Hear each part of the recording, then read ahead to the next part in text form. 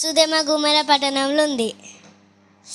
వాళ్ళ ఫ్యామిలీ ఏమో మంచిగానే ఉంది, మిగతా వాళ్ళ ఫ్యామిలీ ఏమో మంచిగా లేదు. మన ఫ్యామిలీ కూడా మంచిగానే ఉంచుకోవాలి.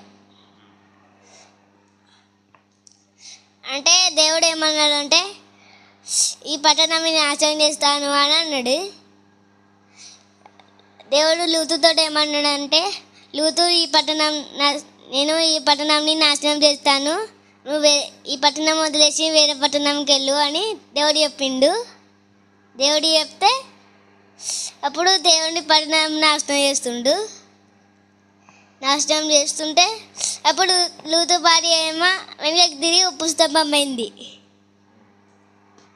అంటే మనం కూడా దేవుని మాట వినకపోతే మనకు కూడా బాధ అనిపిస్తుంది. బాధ అనిపిస్తే